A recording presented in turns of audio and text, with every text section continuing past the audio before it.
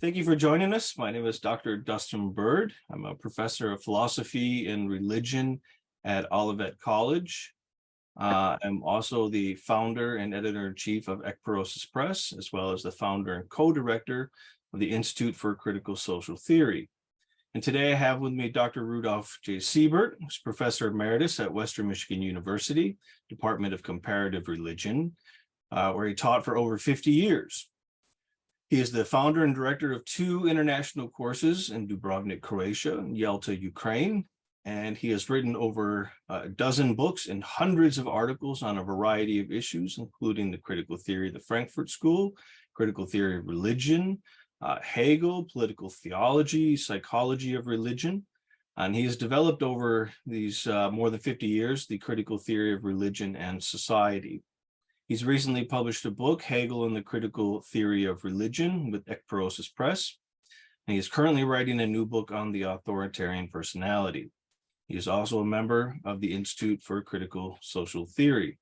So thank you for joining us today, Dr. Siebert. Okay, good morning. So today we're going to talk about Emperor Constantine and the end of the Constantinian Church. So for those of you who haven't encountered Emperor Constantine, I thought I'd give you a little bit of a background. Emperor Constantine was also known as Constantine the Great, with the given name Flavius Valerius Constantinus, and he died on May 22nd in the year 337.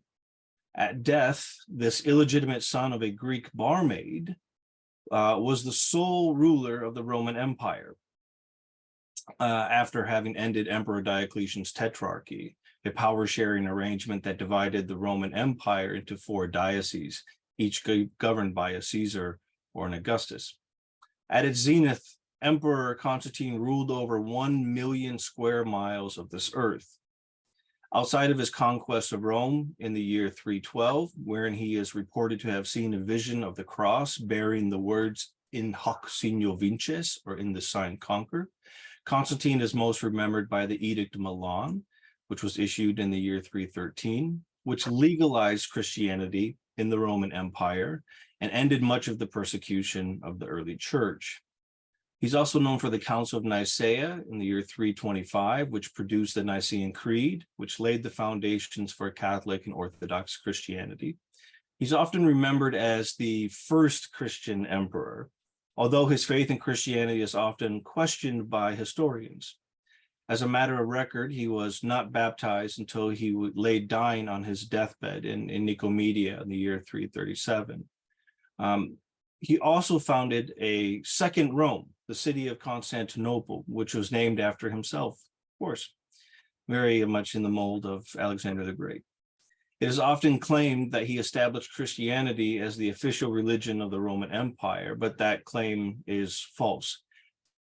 That was done by Emperor Theodosius I with the Edict of Thessalonica, also known as Conctus Populus, which was issued in the year AD 380.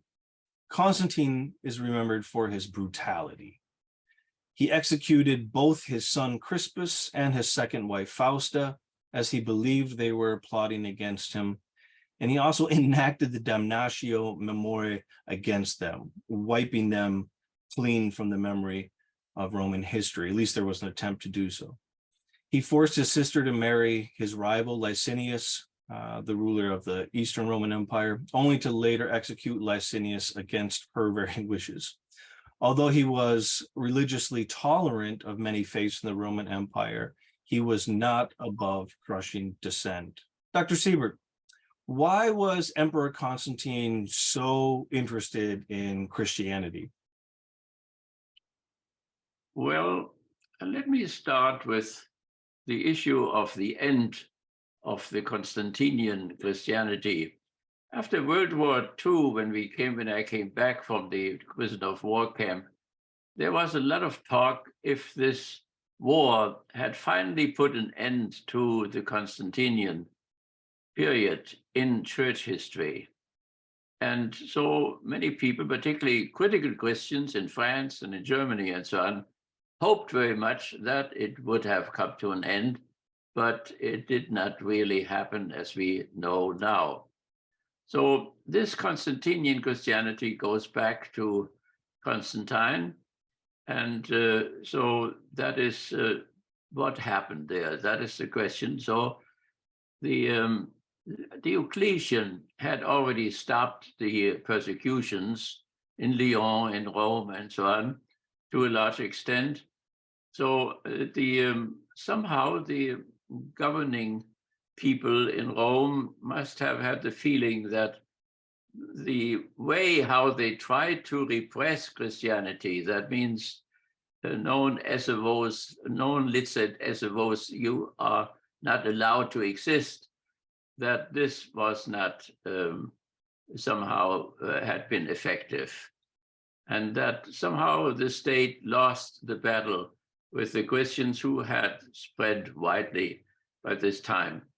So therefore, this known licet as a vos, you are not allowed to exist anymore, was cancelled. There is, of course, a great historian, Gibbon, who thought that Christianity destroyed the Roman Empire. So what happened was that Spartacus, of course, led a big army in order to liberate the slaves, and he was crucified. Maybe he fell in battle, and 10,000 slaves were crucified with him on the Via Appia. So then came Christianity, and Christianity was also a revolution, but it did not fight the Roman state with weapons, but rather with changing of consciousness by Paul telling a slaveholder that he sends now the slave back to him, but that he is now his brother because the slave has become a Christian and the master has become a Christian, and that undermines the master-servant relationship. And of course, slave system was the very basis of the Roman Empire. So in that sense, Christianity was a slow revolution from inside out, and as such was very effective. And that by this time, people, I think the governing people were aware of that this was not the right method to deal with this growing new religion, in opposition to what we described once, namely we wrote an article together about the Roman religion of utility. So the Roman state was open for this religion of utility, and now Christianity also slowly became an official status in the Roman Empire. So, and somehow the Roman Empire changed, but now, and that is important now, Christianity changed too, as this bridge was built between the church and the state. That means the church made peace with the state who had executed its founder. And that was quite a step to take. And it had all kinds of consequences. So, for instance, up to then, soldiers could not become Christians. Soldiers were not integrated into the Christian community. There was no just war. All wars were unjust. And so that is why after Hiroshima and Nagasaki, we thought that, of course, this type of thinking, which Constantine had introduced into the church, that this was not valid anymore, and that for instance, the 7-point just war theory was another result of this new marriage between church and state, that suddenly Augustine thought that it was necessary to defend the virgins in Rome against the wild Germanic tribesmen coming from the north, and that therefore there could be just wars, and therefore there then, of course, could be army chaplains, up to that monstrous type of a Catholic army chaplain who put holy water on the bombs who were thrown on Hiroshima and Nagasaki. And not only did he put holy water on the Hiroshima bomb, after he saw the results, he still put holy water on the second bomb and so on. So this is an extreme type of a development of Constantinian type of Christianity. So the state opened up for the church, and the church opened up for the state which has executed its founder. Yeah, we oftentimes think about Constantine's motivation for his embrace of Christianity.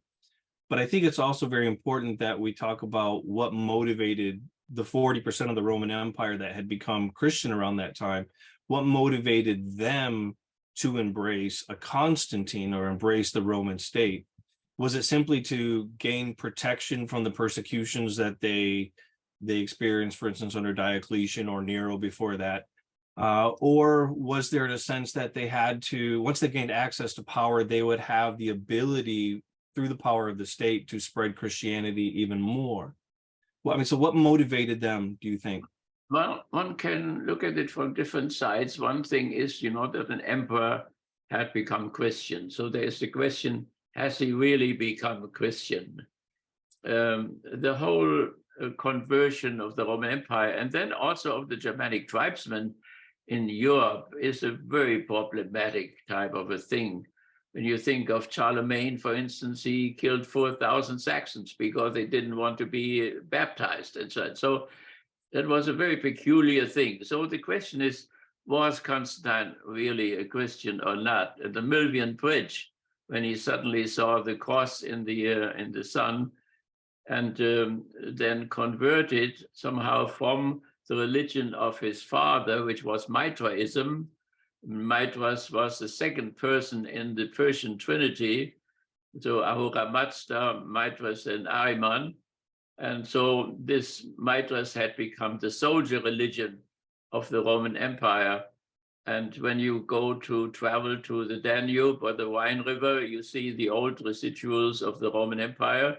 And there are very often there are altars with Mithras where the soldiers sacrificed to him. So there was a god of chastity, a god of fortitude, and it had the altars go up into southern England even. So nevertheless, he exchanged the second person of the Persian Trinity with the second person in the Christian Trinity. And so in the name of this new religion, which he accepted, he won the battle. He conquered Rome very easily. And that was for him a sign that the Christos, was somehow more powerful than Mithras was. And so this element of power comes in. It is very hard always to go into the intimacy of a person and know if he really converted or not. But we can at least see what he did outside. So the question of his mother, Helena, for instance, is another one. There, it may be more believable that she really converted when she went to Jerusalem and she took part of the cross, or what she thought was part of the cross, and brought it back to Rome and put it into the churches there. So his mother seems to have been more honest about the conversion than he was. That he postponed his baptism was usually the case. People did that very often. The reason was that the sacrament of the reconciliation had not yet been developed. So when you committed a mortal sin, you could not get rid of that sin by going to confession. So you lost your baptismal grace and you were really lost. So therefore, foreseeing that he would do horrible things, probably, he waited then up to his death, and then he was baptized. But he was baptized by an Arian, by a follower of Arius, which was heretical, so which took not the incarnation seriously. Jesus was just a man, just a prophet, like a teacher, like Socrates, but he was not God, as the Nicene Creed proposed. So therefore, even that baptism then was somewhat, from a Roman Catholic or an Orthodox point of view, it was heretical and therefore really problematic to the end. So, but nevertheless, the emperor opened himself up, really believing it or not. He opened himself up to the Christianity and to the 40%. And also the Christians had penetrated the upper classes. It was a real proletarian type of religion from the beginning, democratic, but also communistic, really. But it has adjusted itself already for 300 years to the Roman culture and had become more acceptable. There was always still the suspicion that something was wrong, that Christians were the enemy of the human species and so on. That was still floating around, but the waves had gone in another direction, and so the government responded to this. So we can look from the person of Constantine, and it was definitely a power issue for him, more than an issue of conscience or so. That much we can say. And on the other side, of course, the Christians had already shifted the guilt for the death of Christ to the Jews, in spite of the fact that the Romans had carried out the execution. So they had already, the Mass was first said in Greek, even in Rome, but slowly the Mass was said in Latin, in the very language which Pilate spoke and in which Jesus was sentenced to death. So there was an approachement somehow between church and state already. And so it came to that point of maturation where then Diocletian already changed and stopped the persecutions, and then Constantine. And then finally, the Christianity became even a state religion. And intellectually, that was worked over by Augustine, the bishop, Augustine, who in his wonderful writings, which determined centuries of Christian thinking, he then introduced that 7-point just program, just war program, and which was still valid in the here in our Bush administration. They still applied this just war theory of Augustine to the war in Iraq, to the 2 wars in Iraq. So it is still with us. So what we hoped in 1946 or 45, that the end of the Constantinian age had come, has not really been fulfilled so far. And there is, for instance, a man like Father Delp. He was a student in the college which I had, where I taught in Germany. And Father Delp was a Jesuit, and he was a very critical man. So he joined the Kreisauer Kreis, which was a small group of intellectuals who just thought, they were just thinking, and they were thinking what Germany should become after Hitler would fall. And even the very thought that Hitler could fall was treacherous. And so the men of the Kreisauer Kreis then were put on trial, and Delp was sentenced to death of hanging in Berlin. So and he was hanged.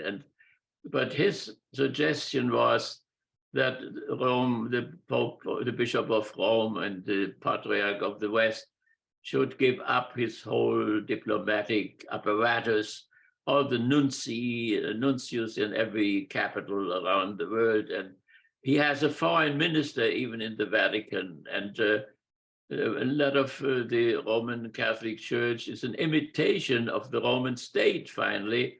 So that he should give up all this diplomatic stuff and should just follow the Sermon on the Mount in all what he does. And we have the situation now again where the Patriarch in Moscow takes the Russian side and the Patriarch in Rome takes the NATO side. So carefully first, but more and more, the president of the Ukraine just visited the Pope, or is visiting him. So this Caesaropapism, it was called in the East. Caesaropapism, that means almost an identification of Caesar and the Pope and so on.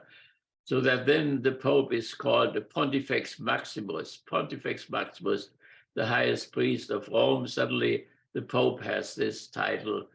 So this really went too far, and there were always protests in the church up to that saintly martyr, Father Delp, who in prison wrote letters to that extent that they should stop this diplomacy, which meant the Lateran Treaty of Mussolini with Hitler and Mussolini and the German Republic, and then also later on the Reichskonkordat between Hitler and the Vatican, so which then bound the church, and the church had army chaplains.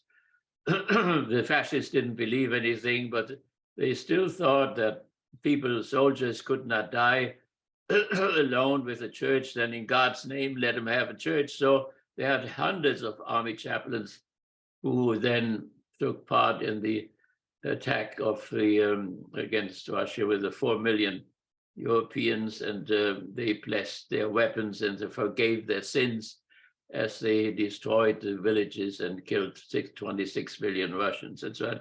So involved themselves into horrible crimes.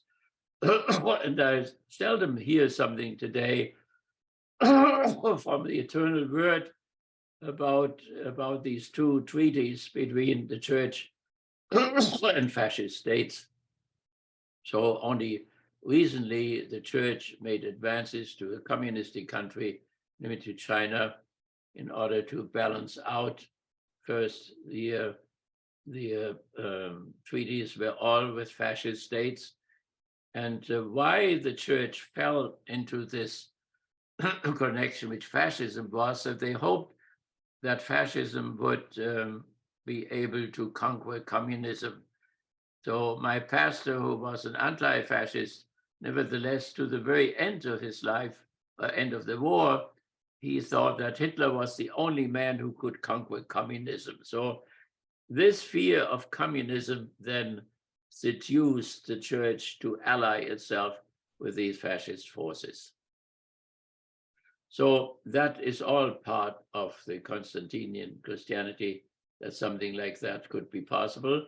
And the critical voices like Father Delp, so far after the war, after the Second World War, have still been disappointed because this Constantinian Christianity still continues.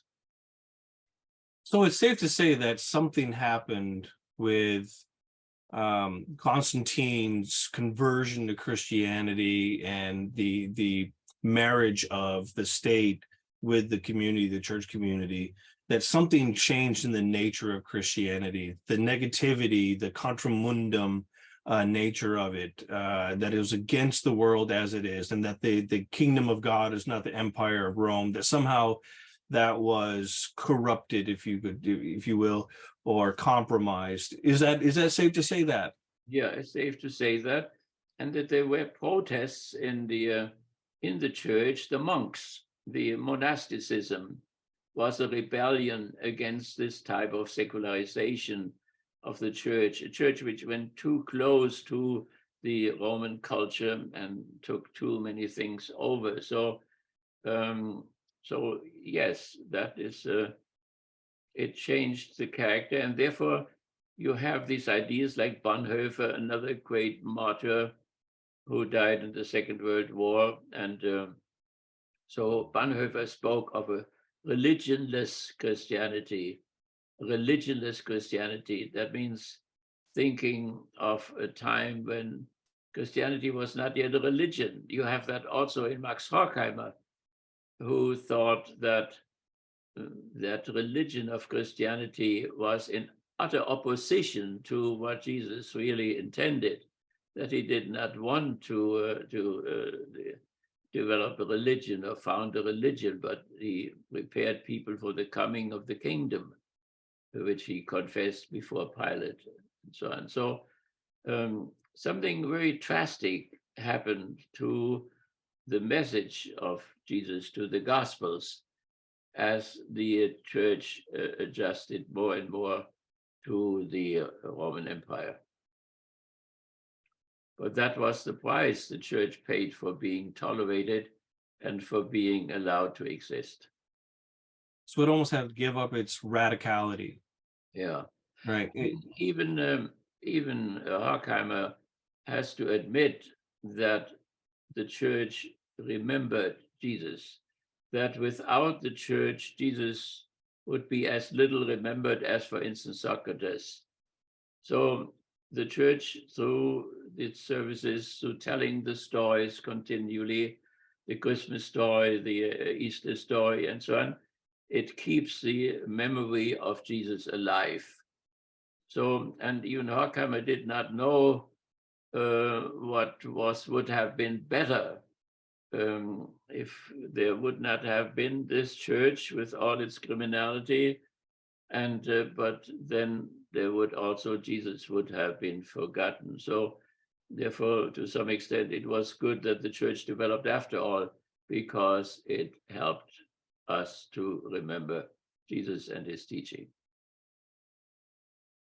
Yeah. And so would you say that, obviously Christianity has gone through a lot of different changes over the time, the break between the Orthodox and the Catholics, and then coming the next paradigm with the Protestants and the evangelicals. Would you say that the Protestant Reformation was a break in that Constantinian Church alliance or the Constantinian Church nature? Not really, because Luther, as he separated himself from the Pope, and even to the point of calling the Pope the Antichrist, had to have some kind of another leadership, and he turned to the princes. And so you have this Constantinian Christianity in form of the Reformed churches and their connection to the princes in Thuringia or wherever, who then became the heads of the state. In the most extreme case in London, of course, with Henry VIII, who had grown up as a humanist, who spoke Latin with the daughters of Thomas More, his good friend, whom he then executed. So, and later on, he became a monstrosity in terms of killing of his wives and killing of Fisher and More, and so on. It was a horrifying thing, but there you have where the king then becomes the head of the church. And when we had the revolution here, or the separation, the liberation from the Roman Empire, we had to call the Anglican Church and the Episcopalian Church, because the church could not hold on to the King of England as the head of the church. And so that was the consequence for us here. But we must say that the Constantinian Christianity, which had lasted for 1,000 years, went on also in Protestantism in a slightly different form. So in some way, the Enlightenment, at least how it manifests itself politically with, let's say, the separation of church and state, that might have been considered more of a break in some kind of sense, but quite possibly the church, the church doesn't have the power of the state officially after the break of the Enlightenment brings what it brings into the church-state relations. But at the same time, it seems like in those countries, the church is still, or at least that particular religion, may be favored over others. So is there kind of like a residual Constantinian church even within the secular state? Right. But I mean, when you look at the Enlightenment and then the bourgeois revolutions, a revolution against a certain, like say, the House of Romanov or the House of Habsburg or whatever, if the church has for centuries legitimated a slaveholder system or feudal system or a capitalistic system and so on, when then there is a popular attack against this system of oppression and exploitation, then of course the church has to suffer as well, because it legitimated the old regime. And so we have that everywhere. And the bourgeois revolution replaced Catholicism in France with deism. So Voltaire and Rousseau invented deism for this purpose. One could not use Catholicism for the revolution, and thousands of Catholics had to die in the revolution for that. So because it had legitimated the House of Bourbon or whatever king there was. And so nevertheless, this deism meant that God had created the world, but then he left it. He left it to what? Well, to the bourgeoisie, to the revolutionaries, who could now colonize and could have slaves and so on without being bothered by the Ten Commandments or whatever. The world belonged to them now. So, and we have that too, let's see, in Petersburg, the revolution against the House of Romanov, the church had legitimated. A monk was even in the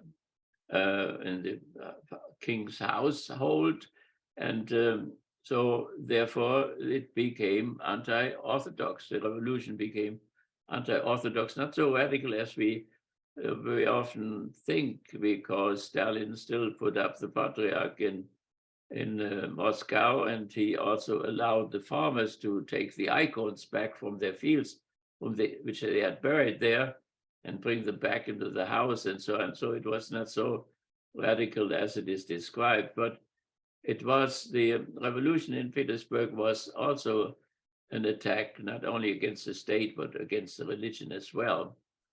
If Marx and the Marxists are real atheists, or if they are not really Spinozist followers of Spinoza, the pantheist, who had a great influence of many, particularly Jewish revolutionary figures. So that is another question, and one should at least ask that question, what they replaced the orthodoxy with. So, but nevertheless, they could not attack the state without attacking at the same time the religion which had legitimate that state, which they considered to be criminal because of his serf system and all the injustices, including the revolution of 1905, and in which the emperor there was, of course, committed horrendous crimes already. So, so this, in this sense now, the revolution got rid of the religion, and in that sense, it got rid of the Constantinian Christendom as well, in a certain sense, but it replaced it by another religion, namely the religion of deism, which is behind our Declaration of Independence and behind our Constitution. The Constitution doesn't say anything about it, but the Declaration of Independence says something about it. So, so that we have some kind of a religion legitimation as well. And as far as this is the case, then not the Constantinian Christianity continues, but religion still continues as a quasi-legitimation of the state and of the Constitution. Yeah, and that that dynamic continues right on into today in 2023, where you have such a large part of the American population that believes America is a Christian nation, and therefore the state ought to be guided by either specifically by religion, very concretely by religion, or at least at minimum by particular values, principles, ideals of Christianity per se. So it's almost like, you know, the Constantinian state has ended in the US, yet there are those that would like to reintroduce it, like to connect, you know, religion back with the state. As we recently saw just with, I think it was Representative Lauren Boebert that said the separation of church and state is not what you think. The church is supposed to run the state, which of course is absolute legally, I mean, just madness coming from the deistic and enlightened founding fathers. It's not what they had in mind at all. But it's almost like that there's an attempt to bring the Constantinian Church back, to reestablish it in the US by a very large portion of the population that saw in Trump their opportunity to do that. And to a certain point that he put in the right judges, there have been steps made to remake that connection. Am I right in saying that? Yeah, I mean, it's called Christian nationalism. There's a Protestant version and there's a Catholic version to it. And it is represented also in Tucker Carlson and in the Fox News, and also in the Eternal Word. So right-wing organizations which certainly continue elements of this. There were visitors recently who celebrated something with Trump, and one of them even spoke of a Catholic dictatorship which was needed, and so on. So he even used that word. So in those elements, then this Constantinian idea still is very strong, even today. Not to speak of the justification of the Iraq wars by the 7-point just war theory of Augustine, which would be a direct application of this type of Constantinian Christianity. Yeah, it was the white nationalist Nick Fuentes that said that he was against all other forms of religion and secularity. But we're living in this in a post-secular age, at least that's what Habermas calls it, wherein we're increasingly secularizing. I see it just in my students that nowadays they have no sense of any kind of religion whatsoever. The majority of them do, whereas 20 years ago when I started teaching at the collegiate level, people still had some kind of connections, even if they didn't really believe in it. They still knew the names and some of the stories of the Bible and things like this. But so we're in this post-secular age where we've come to realize that religion might not disintegrate as we thought, or secularization theory assumed it would. That religion is going to remain somehow a part of the body politic, somehow a part of the community, whether it's Christianity or another form of religion. But what we see now growing in the world is an attempt to bring different religions together to overcome their differences, not to reconcile them, their differences, but to overcome their differences and work together against secular society, against secularization process. And to me, it's almost like this form of ecumenical Constantinianism, right? That somehow these religions need to gain control of state power, not because they're pitted against each other, but the secular world is pitted against the religious world now. Have you seen something like that as well? Well, the question is, in order to be positive, is there something which should be rescued, not of Constantinian Christianity, but of Christianity as such, or also of other religions as well? So we have this mass murder now every week and so on. Is there anybody who teaches our youngsters, you should not kill, you should not murder?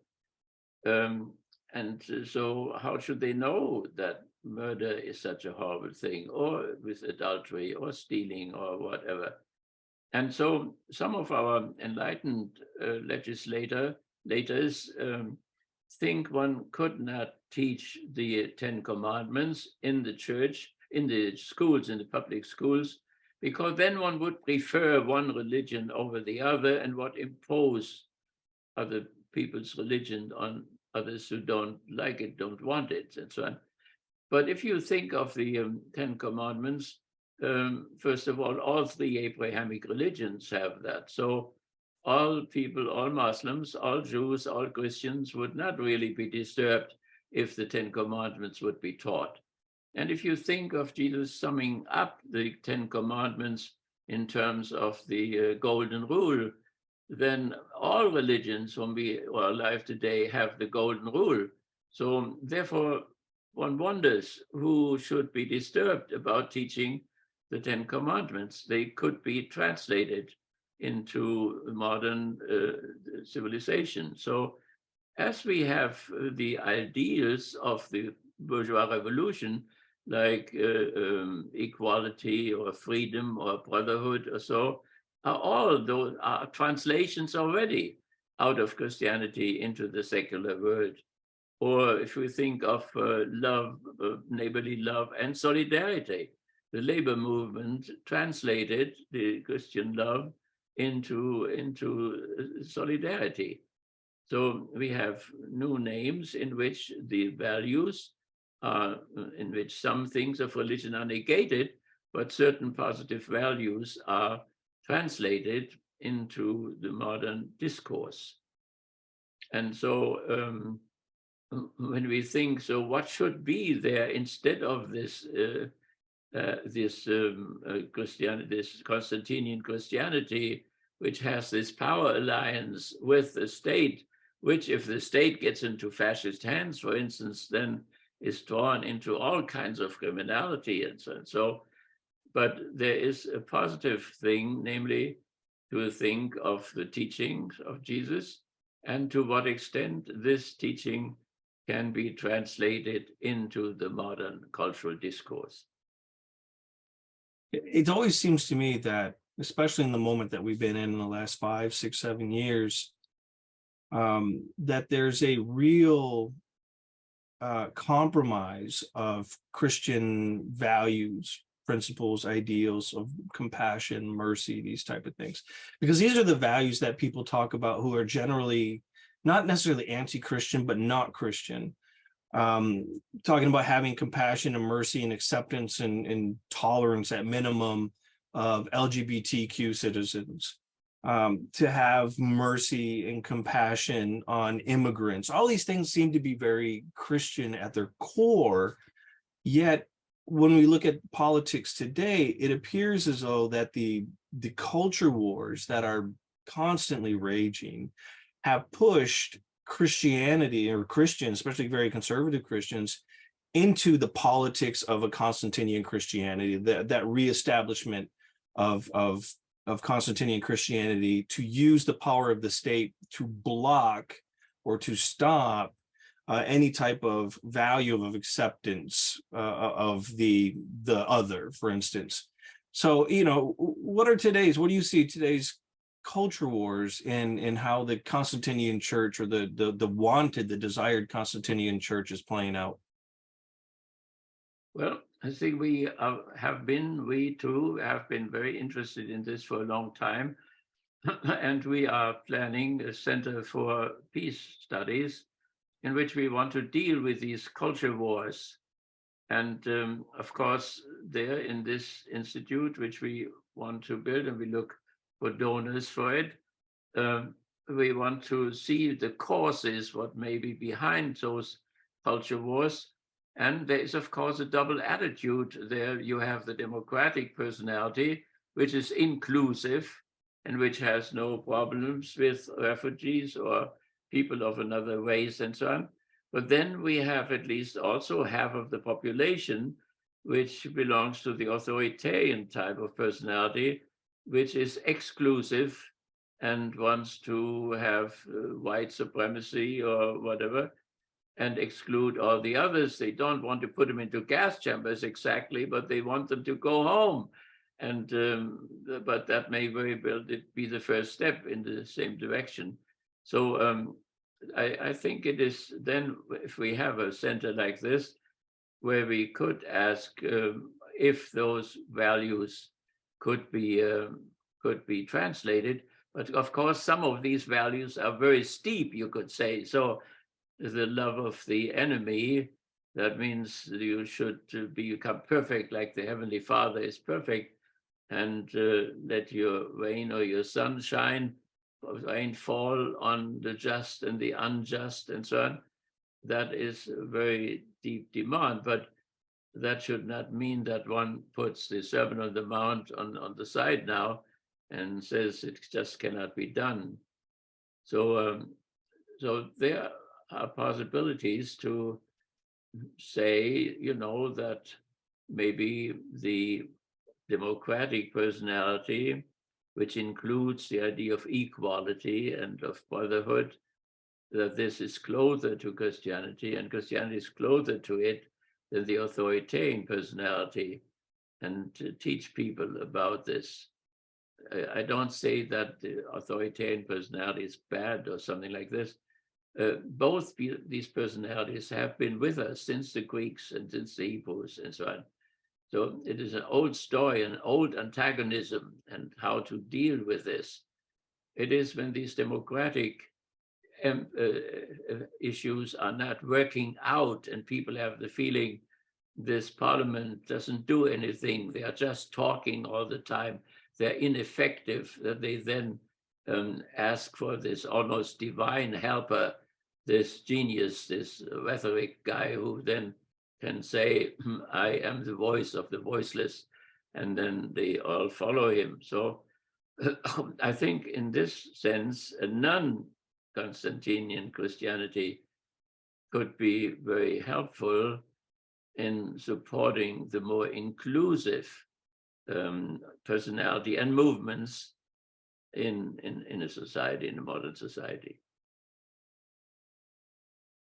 Yeah, a couple of years ago, Pope Francis, of course, was critiqued by EWTN, the Eternal Word TV network, television network.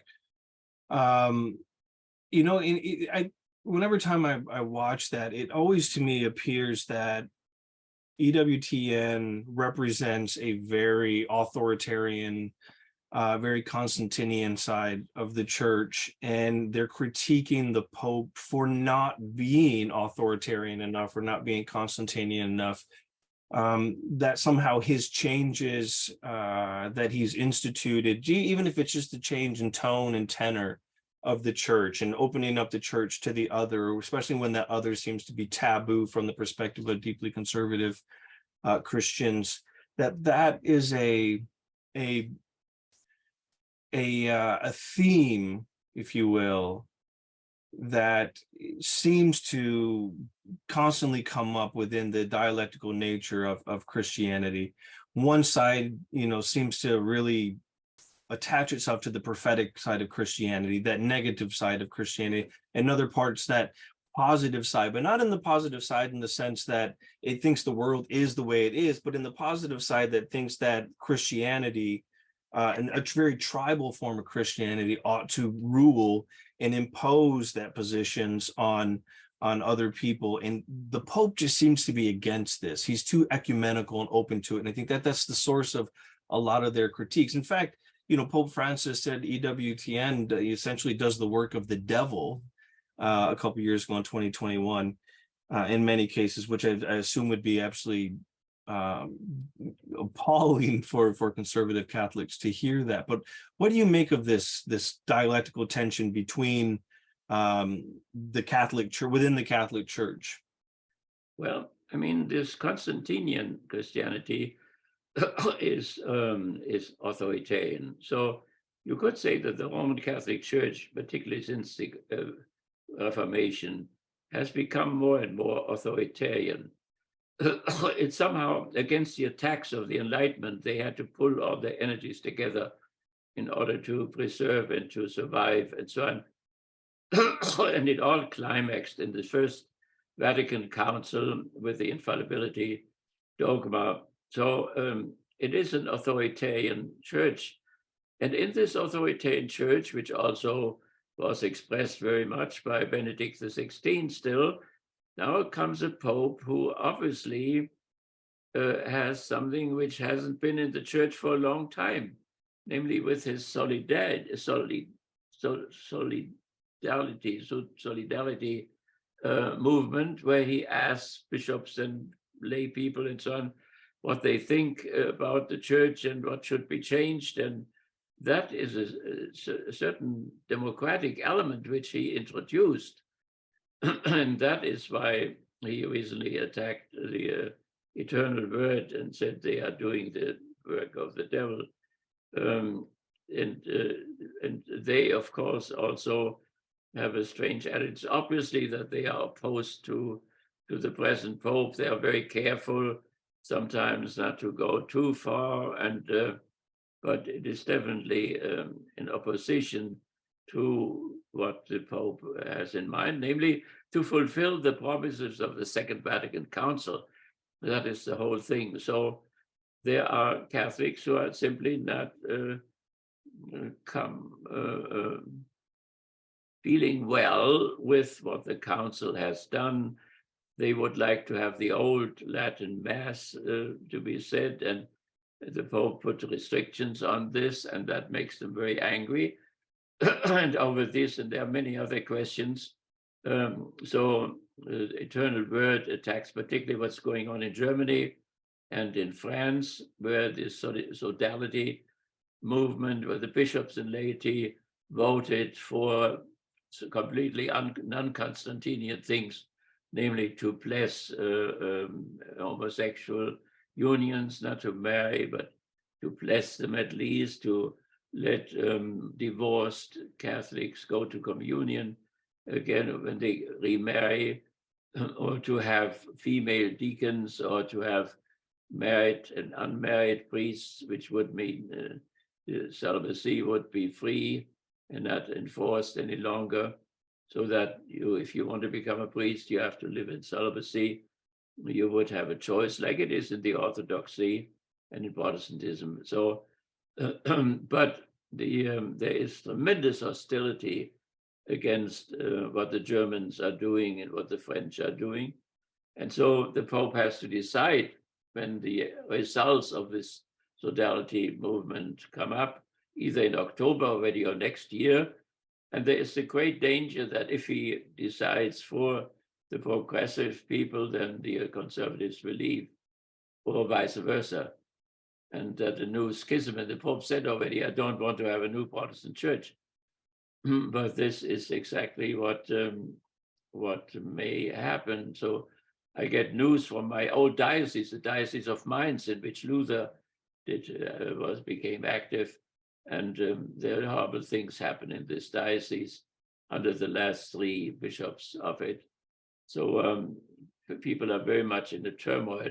So something has to be done, but it will be a very difficult thing which the Pope has before him when he has to make this decision in order to keep the two parties in the same church. Yeah, it's very clear, I think, in a lot of the mainstream Protestant denominations, as well as Catholicism, even in the Islamic Ummah, in the community, there's this division between the more democratic, the more authoritarian, the more prophetic, the more priestly, the more negative, and the more positive. And in so many ways, this modern world with secularity and science and everything has really divided up these religions against themselves, as opposed to religion against another religion. But the tension seems to be religion within themselves against themselves, and that's the real threat, as you talked about, of more schisms. And it's most acute, I think, in Western countries, as opposed to in more traditional countries. It's much more acute here. Yeah. And I guess the question, when we connect it to the Constantinian issue, is whether or not these more conservative, authoritarian forms of these religions will gain access to state power in order to influence society, or in order to somehow instill or dominate the rest of society, as we saw with the Trump administration. Because clearly Trump was not religious in any way, shape, or form.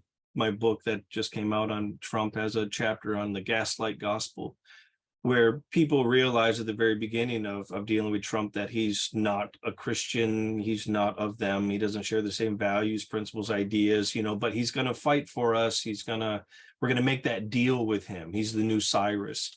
And by the end of his 4 years in office, these same people are saying, no, he's a good Christian. He's a Christian man, unlike Biden, who goes to church every week, a good faithful Catholic, or whatever, as some would argue. He's the one who's not religious, and Trump is the good Christian, faithful Christian. And precisely because I think Trump was willing to be more of a Constantinian Christian, to use the power of the state to impose their will on the rest of us, whereas Biden, this religious guy, is unwilling to do so and has said so publicly. Here's my religious positions, but I can't impose them on other people.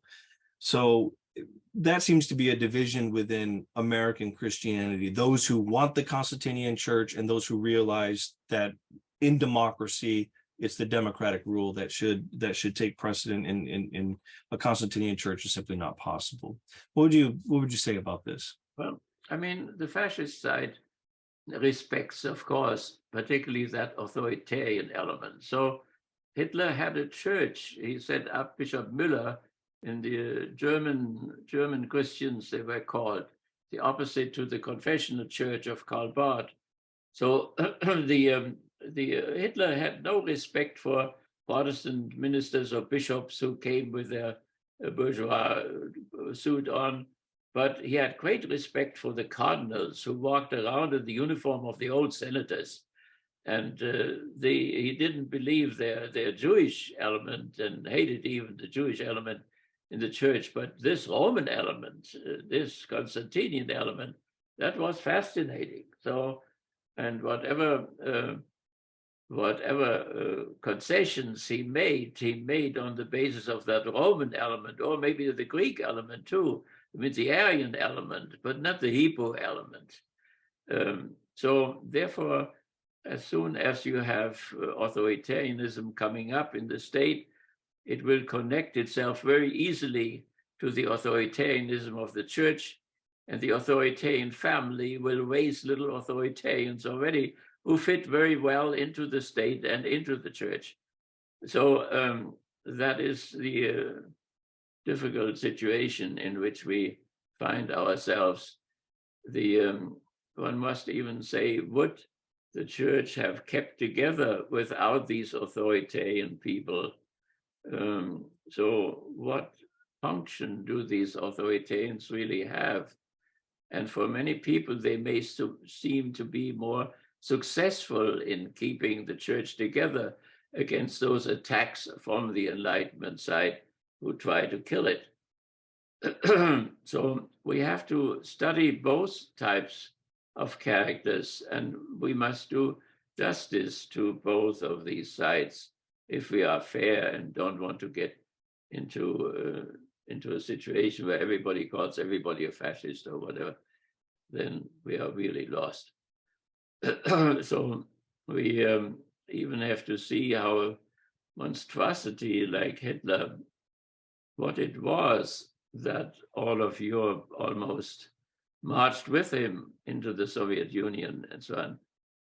All that cannot happen just by accident. So therefore, we want to have our Center for Peace Studies in order to find the causes of these. Why does that happen to us again? After the 20th century, now we have it in the 21st century, and we had all these catastrophes, and it's still all the problems are coming up again, including this Constantinian Christianity. Just does not want to die.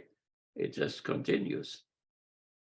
So there must be reasons why it continues and why it comes up again.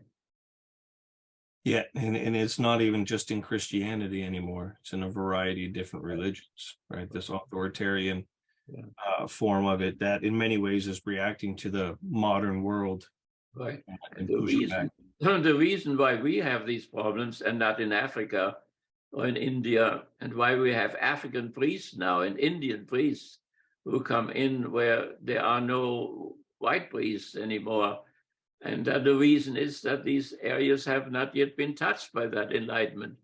And as it spread around the world, it will look the same as it looks here now all around the globe, because this enlightenment cannot be stopped. If it is the bourgeois enlightenment or the Marxist enlightenment or the Freudian enlightenment, people may repress it, tell lies about it. It will not help. It will walk its way. So therefore, we must expect that soon there will not come priests anymore from India neither, and from Africa neither, because the Enlightenment will penetrate those societies as well. Sure, and those denominations that are most open to the Enlightenment, most accommodating to the Enlightenment, we can see just in our town that we live in here in Kalamazoo, Michigan, that it's those populations that are dwindling more and more and more and more.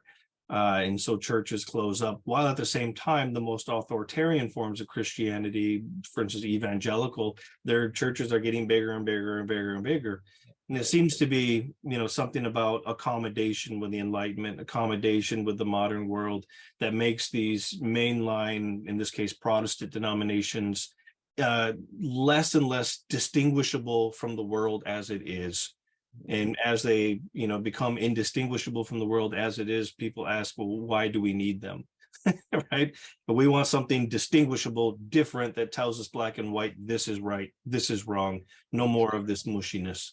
Yeah, exactly. Yeah. So historically, it is the principle of free subjectivity or subjective freedom, which was introduced into history by Socrates and by Jesus. And both of them were executed by the state. Both of them were executed by authoritarian circles and power elites and so on. So that is a principle which came in. Thomas of Aquinas, suddenly in the Middle Ages, there was the main teacher of the church, even at least to Vatican II. There he suddenly said, on Judgment Day, we will not be judged according to the teachings of the church, but we will be judged according to our conscience. After him, he was 3 times, he was almost excommunicated, and then he was canonized and so on. But the church had a great problem to accept this conscience thing. That means if we look even at the abortion thing, why does one have to criminalize it? Why can one not leave it to the conscience of the women?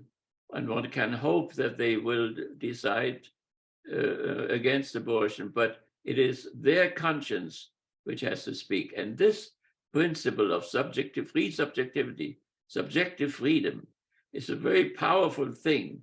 And it throws into chaos the authoritarian establishment. It did it already in Athens. It did it in Rome again. It did it in the beginning of modernity and up to today, practically. It can also misfire in terms of that people that their conscience is not formed adequately, they cannot think adequately and so on. And then it becomes arbitrary and everybody has his opinions and there's no hold anymore, one opinion against the other opinion and so on.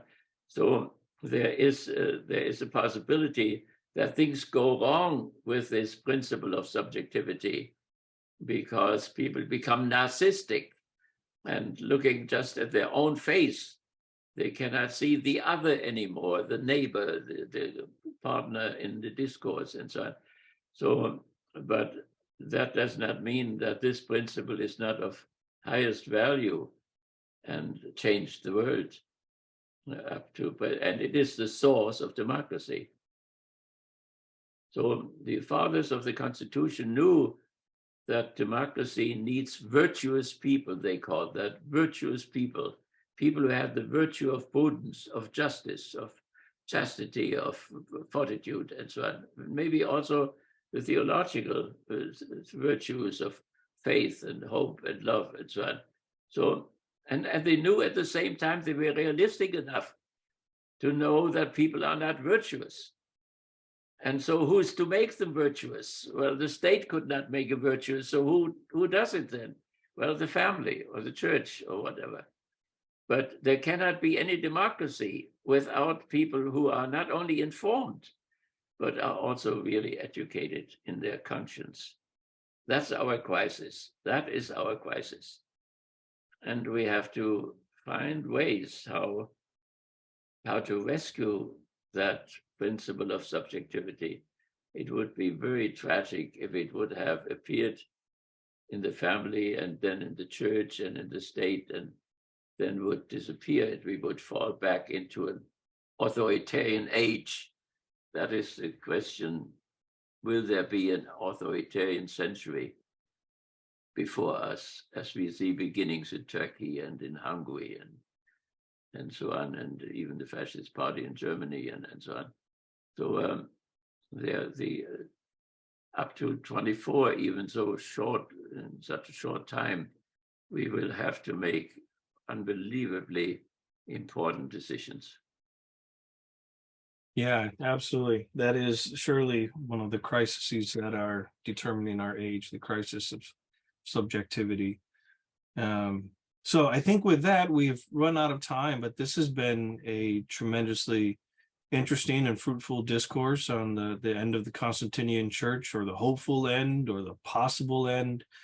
or the reestablishment of. It's our future. It is what we make of it. So I'd like to thank you, Dr. Siebert, for this wonderful discourse. You are welcome. Thank you. Absolutely. And until we meet again, hope you have a nice spring. Enjoy the nice weather that's coming. And hopefully we can all be productive in our writings and our research and everything else. And to the audience, thanks for watching and sticking around, and look for the next video coming soon.